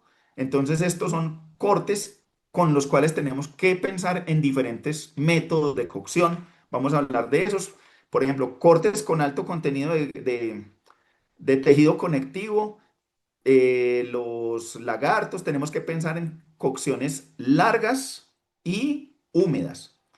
Por ejemplo, ya muchos aquí comen brisket, el pecho ahumado, que son cocciones de 8 horas, de 10 horas, cocciones lentas para dar tiempo al calor de romper todos estos fibras de colágeno y con ello podemos obtener un pecho que es blando y que lo podemos consumir. Entonces, ahí vienen los métodos de cocción. Ya para los que están aquí que de pronto trabajan con expendios de carne o que tengan expendios de carne, el color de la carne y el consumidor asocia el color de la carne con frescura, eh, pero no necesariamente. Cuando la carne está con un color diferente es porque está dañada, sino que eso depende del grado de oxigenación, del estado de la mioglobina, si la mioglobina está con oxígeno, que se llama oximioglobina, si está oxidada, que se llama metamioglobina, o si está sin oxígeno, que se llama desoximioglobina. Esto, pues, lógicamente no se tienen que aprender esos nombres, pero ustedes los han visto. Muchas veces la gente cuando vayan a expendios de carne, cuando la carne está en vitrina, el expendedor de carne está volteando la carne. O sea, porque si tenemos un corte de carne encima del otro, ahí empieza a no haber oxígeno. Y cuando usted destapa esos dos cortes de carne, aparecen estos colores. Entonces, por ejemplo, en este de la derecha, ¿qué está pasando? No es que la mitad del steak esté malo y la otra mitad esté buena. Es que hicieron la superposición de los steaks. Entonces, este steak estaba superpuesto hasta acá. Este tenía buen oxígeno en esta parte, pero al tener el otro steak aquí encima, esta parte se quedó sin oxígeno y entonces aquí se oxidó. Entonces, estas son cuestiones que, por ejemplo, tenemos que educar al consumidor, enseñarle que esto no es que la carne esté mala, simplemente que la carne no estaba en presencia de oxígeno.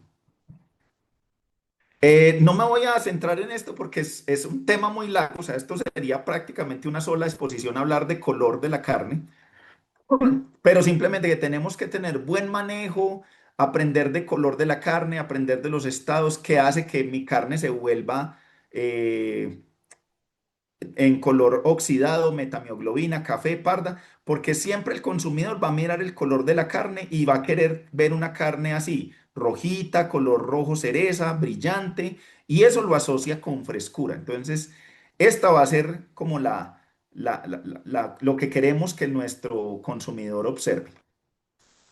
Ahora sí, para terminar, vamos a hablar de última parte que sería marinado, cocción y la parte de molido o ablandado. Entonces, aquí tengo, ay, esta no era, aquí, vamos a ver. Bueno, entonces es que se me quedó por encima. ¿Qué es esto? Mira, lastimosamente por detrás, perdón ahí como que se me desconfiguró, quizás no guardó los cambios que había hecho, eran dos slides diferentes. Atrás hablaba del marinado. Entonces, una de las cosas que podemos hacer para mejorar la terneza de los cortes, si ya tenemos eh, cortes que son duros, o si queremos, por ejemplo, subirle de nivel a un corte, por decir algo, yo quiero coger botas o muchachos. Botas en Medellín decimos posta o botas en Bogotá, muchachos, cortes de la parte delantera por bola de brazo, que son de durezas intermedias. Aquí tenemos un listado de todos los cortes. Está en inglés, sí, porque estos son trabajos que han hecho en Estados Unidos. Todos los diferentes cortes y su score de terneza. Entonces, por ejemplo, aquí tenemos el tenderloin, sería el equivalente al solomito o al solomito fino. Entonces aquí tenemos cortes de cuál es su valor de terneza en un panel sensorial calificados desde 0 hasta 9. Entonces su valor promedio está en un valor de terneza de 6,5 con un rango más o menos de 5 hasta casi 8. Entonces son cortes que son tiernos y aquí, si nos vamos en orden, están cuáles son los cortes más duros. Por ejemplo, el brisket, que es el pecho, es el corte más duro, tiene mucho colágeno, pero si lo hacemos con una cocción lenta ahumado, nosotros podemos lograr ablandar ese corte. Pero, por ejemplo, yo quiero coger un corte por aquí del medio, entonces, por decir algo, coger, no sé, aquí hablan de sirloin, que sería pues como el cuadril, el solomo extranjero para Medellín, y yo lo quiero volver más blando. Entonces, yo quiero subirle terneza. Yo le puedo hacer un proceso de marinado. Entonces, en el proceso de marinado, pues aquí hay una inyectora por detrás. Yo creo que muchos de ustedes pues conocen una inyectora. Si yo inyecto esa solución con una salmuera, con agua, con sal, la sal es un compuesto, o sea, las proteínas cárnicas, las proteínas que hablamos de la actina y la miosina, son solubles en soluciones salinas. Entonces, si yo hago una inyección y después hago, por decir alguna maduración o dejo 3, 4 días, esa sal va a hacer que esas proteínas, digamos, como que se disuelvan. Y después esa carne va a ser un poquito más blanda. Entonces yo puedo coger cortes de por aquí de este medio y hacerles una labor de marinación y subirlos, o sea, subirles la terneza. Esas son cosas que se pueden hacer con la marinación, marinación con sal, o también se pueden hacer utilizando algunas enzimas como la papaína, la ficina de la piña, para lograr esos efectos. Hay muchas empresas que trabajan con aditivos, con formulaciones de marinación. Entonces, en ese caso es apoyarse de una de estas empresas para procesos de marinación. Bueno, ya habíamos hablado de esto, de los cortes que tienen alto grado de tejido conectivo. Ya a la hora de hacer una cocción tenemos que pensar que si tenemos estos cortes con alto contenido de colágeno, pues tenemos que hacerles diferente método de cocción. Entonces, cocciones lentas, como siempre hemos utilizado sancocho,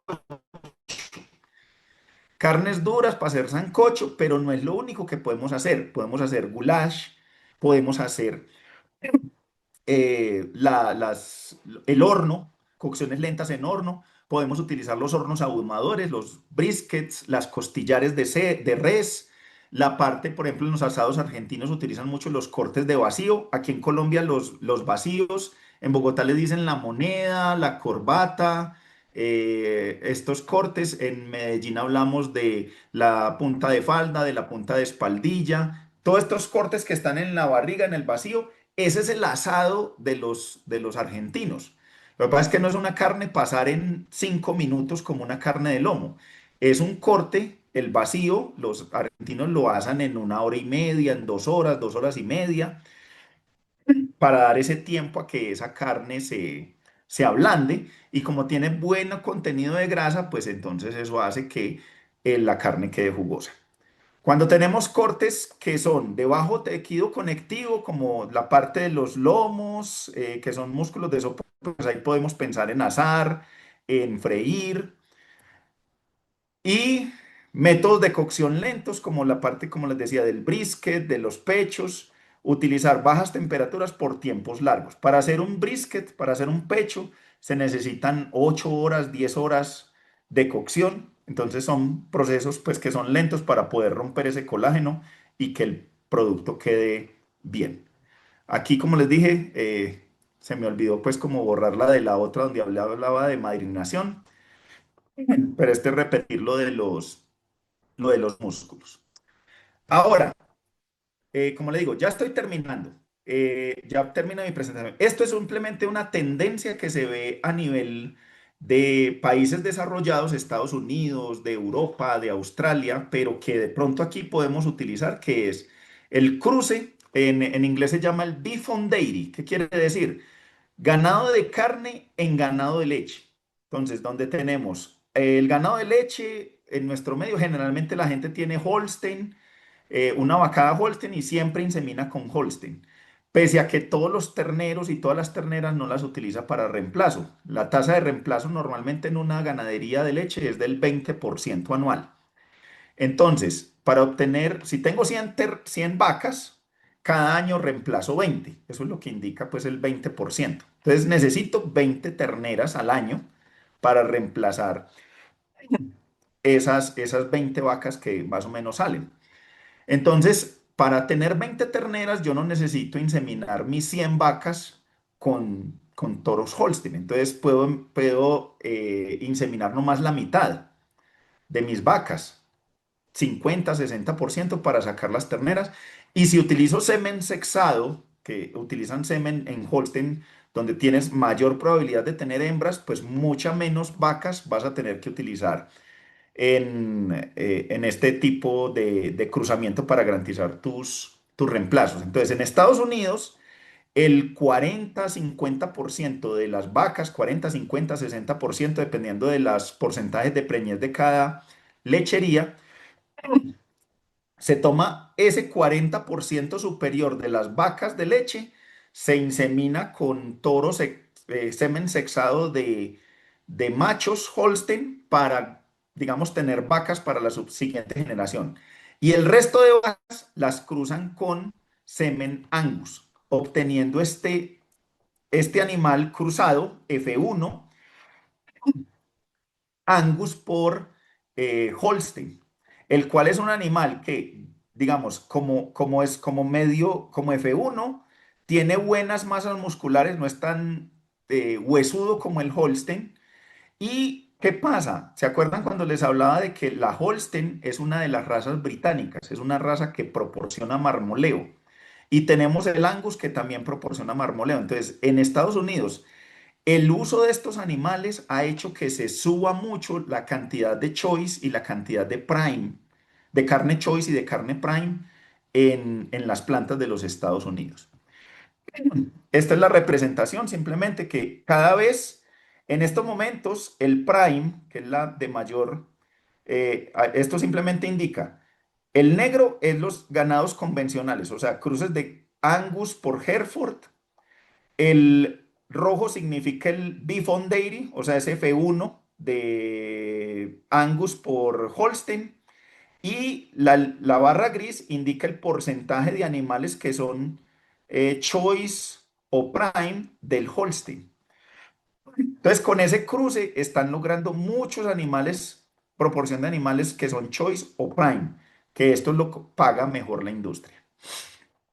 Bueno, yo sé que he dicho varias veces para terminar, pero este sí es para terminar. Entonces, algunas de las personas, Álvaro ha estado en los Mid School. Álvaro, por ejemplo, está aquí. Yo sé que no se ve muy bien. Bueno, él porque me dijo que era él, porque la verdad es que yo sé que estaba ahí, pero no sabía cuál de las fotos era. Yo estoy aquí parado. Marco Sánchez está aquí.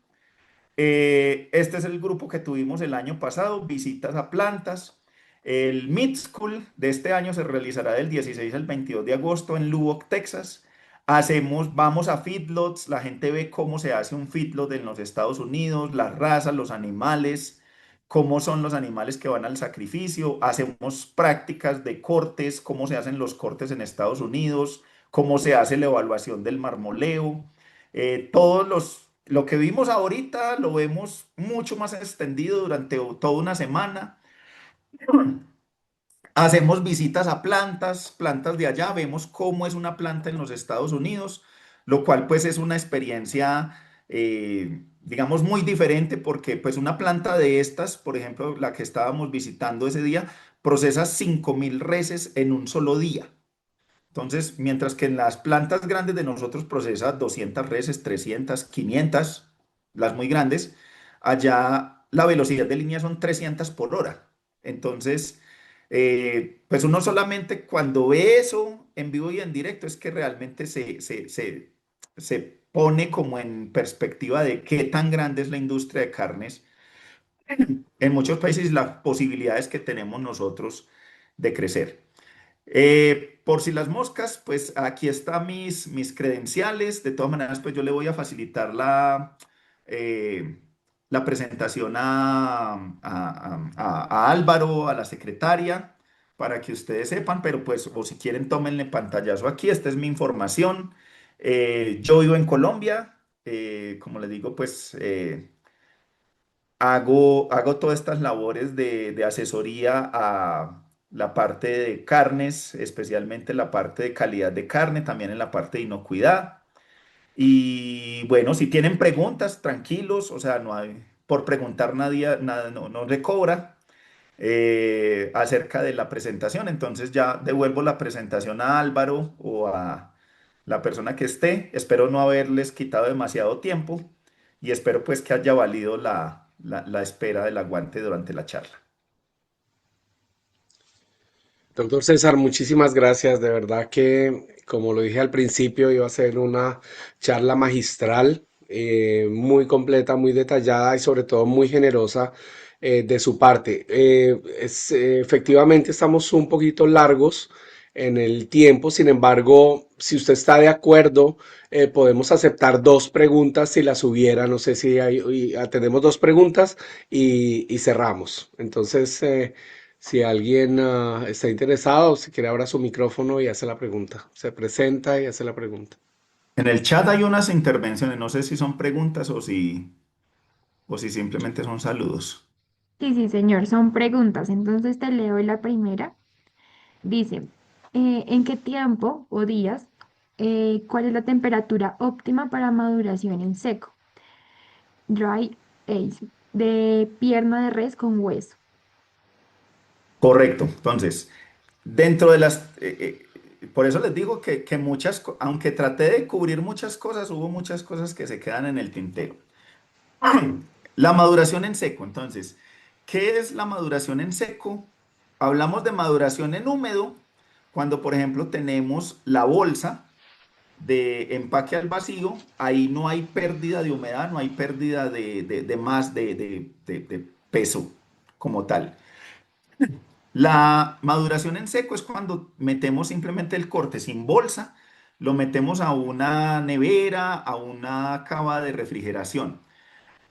Para enfriamiento en seco hay que controlar, la temperatura sigue siendo la misma de maduración, o sea, 0 a 4, que es lo que todo mundo nos habla, pero si la tienes de -2 a +2, aumentas la vida útil. Pero entonces quedémonos con el 0 a 4 que todos hablamos de 0 a 4. Entonces, temperatura de 0 a 4. ¿Qué es lo más importante de manejar en una maduración en seco?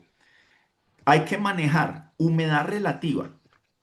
En estos momentos, lastimosamente, no me acuerdo exactamente el dato. Puedo estarme equivocando, pero digamos, las neveras normales de las casas funcionan a una humedad relativa alta. Humedades relativas del 85-90%. Y fuera de eso estamos abriendo y cerrando la nevera constantemente, entonces está entrando humedad.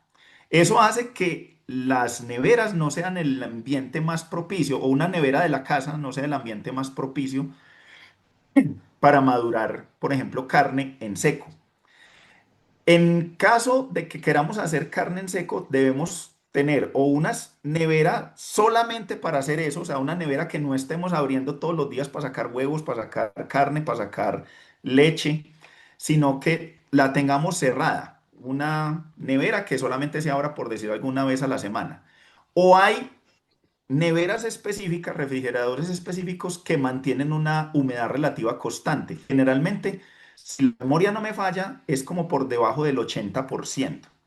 Entonces, ¿eso para qué? Para que la carne no le empiece a crecer mohos indeseables, no le empiece a crecer bacterias indeseables, no se empiece a generar condensaciones de humedad en la superficie, en la superficie de la carne, en ese maduración en seco. La maduración es la misma, o sea, la maduración en cuanto a días.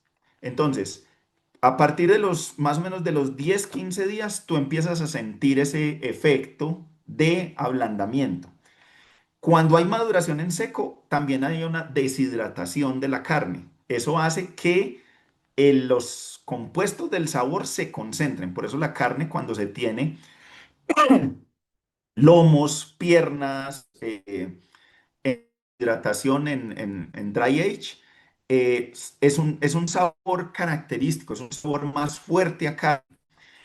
También alcanzan a crecer, y en esto no necesariamente son malos, algunos mohos, algunas levaduras en la superficie que también aportan sabor, como por ejemplo cuando hacemos los quesos madurados.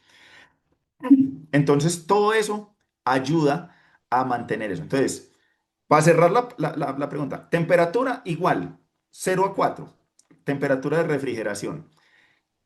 Más importante que todo, mantener humedad relativa baja, por debajo del 85% para hacer esa maduración. Nos sirve una cava especial que mantenga humedad relativa baja, o si lo queremos hacer en la casa o en nuestro negocio chiquito, tener una nevera exclusiva que no estemos abriendo todo el tiempo para que la temperatura y la humedad relativa se mantengan. Entonces, espero haber respondido la pregunta correctamente. Claro que sí, muchas Muchas gracias. Y pues al gracias. finalizar, él preguntaba como en cuanto al corte específico de la pierna de res con hueso. ¿Hay alguna, como alguna aclaración en cuanto al corte o Bueno, en cuanto específico? al corte, sí. Mira, generalmente el proceso de maduración en seco es un proceso costoso. Yo lo he visto en lomos, en ribeyes, que sería pues como la parte de adelante, lomos, ribeyes, puntas de ancas, que son los cortes más costosos, porque, a ver, también pensar en eso, yo nunca he visto, ¿verdad? En lo que nunca he visto un corte de pierna con hueso haciéndolo en dry age. Porque generalmente lo que toman es los cortes valiosos, porque les puede sacar más dinero, porque son cortes que se obtienen mejor.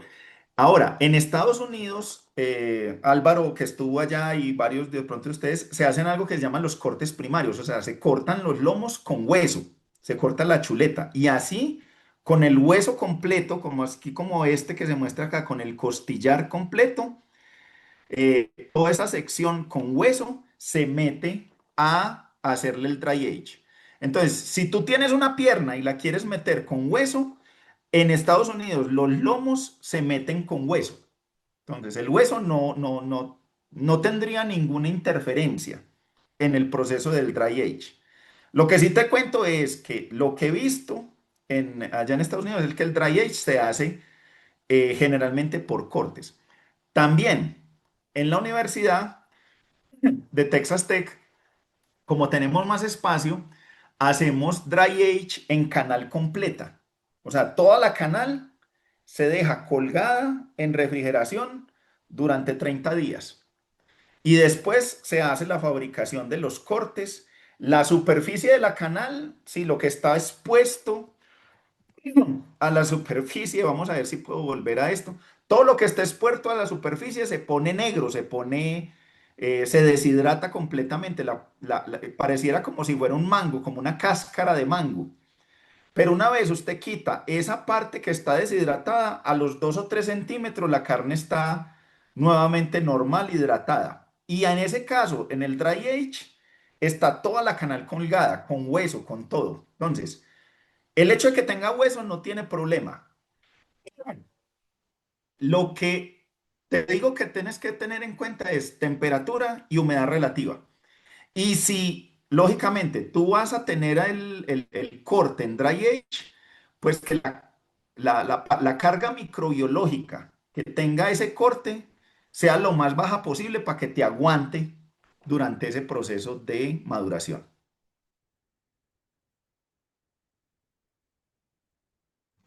Bueno, muchísimas gracias a todos por acompañarnos el día de hoy en el webinar. Vi algunos invitados de México. Ojalá nos sigan acompañando. Bienvenidos, qué bueno. Ah, Y esos al son de doctor César, Anetif. pues Yo le sí, mandé la invitación a la sí, gente de Anetif México. Si son de Anetif, pues saludos. sí, es Anatif. Entonces, qué bueno que nos acompañen. Y al doctor César, de verdad, muchas gracias nuevamente por su generosidad en compartir todo este gran conocimiento que durante años usted ha ido recogiendo.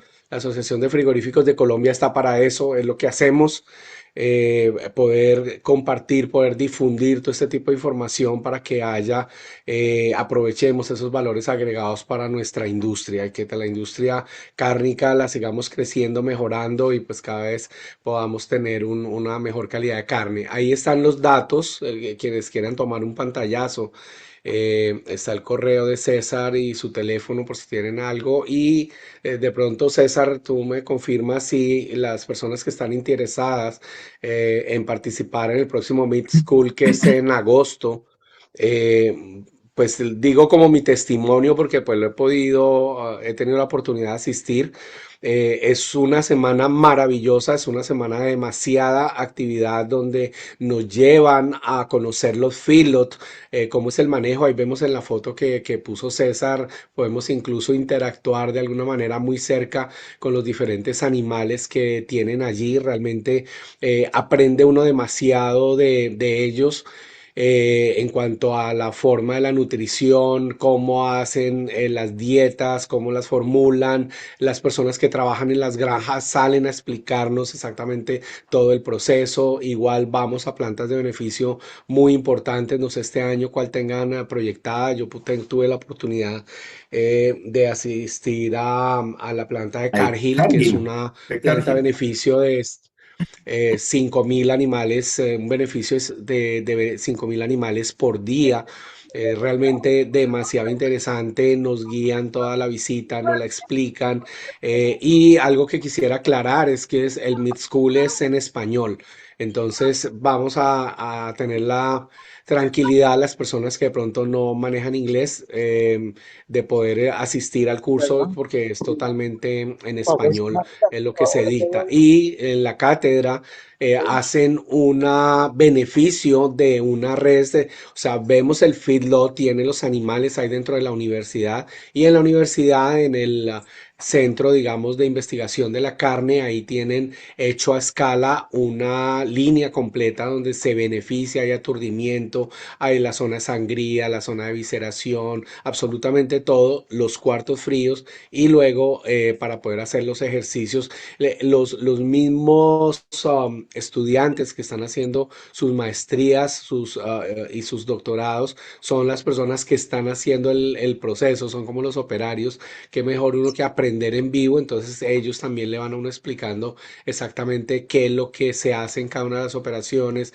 uno puede acercarse, preguntarles, y lo mismo en la parte del desposte, César alcanzó a explicar algo de lo que se hace ahí en cuanto a la medición del ojo, las características, todas esas preguntas que hoy salieron de las temperaturas, cómo se manejan, lo ideal, qué pasa cuando la carne sale muy seca, cuando sale dura, cuando se pone oscura, siendo un animal joven, cosas por el estilo. Eso se aprende durante una semana completa, muy intensa de estudio, de visitas, de trabajo, de compartir. Aparte que tuvimos la oportunidad de reunirnos con personas de diferentes países, estuvieron de Perú, de Honduras, de Guatemala, Nicaragua, México, Venezuela, nosotros, Colombia, personas, entonces pudimos compartir también y hacer una amistad con esas otras personas que usualmente son funcionarios, son del staff, jefes de planta, directores, dueños de los frigoríficos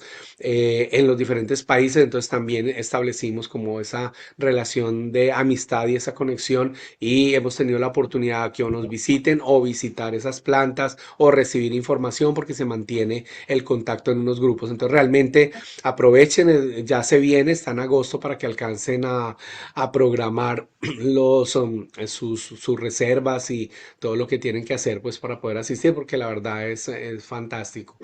Lo promociono de esa manera, con esa emoción, como dice César, porque realmente nos ha gustado mucho y de la Asociación de Frigoríficos, hoy somos aproximadamente 28 frigoríficos que hacemos parte y ya gran parte de ellos, los gerentes y dueños de las compañías han ido año tras año participando en el School Meet, entonces pues invitados y pues ahí con los datos pienso que con César pueden obtener un poco más de información y él les mandará ya el brochure completo o nosotros en la asociación a través de nuestra secretaria técnica, Angie Romero, ella también les puede suministrar la información o enviarles también el catálogo. Entonces, mil y mil gracias de verdad por acompañarnos y ya les estaremos avisando acerca del próximo webinar que será también muy interesante. Muchas gracias a todos, un feliz día.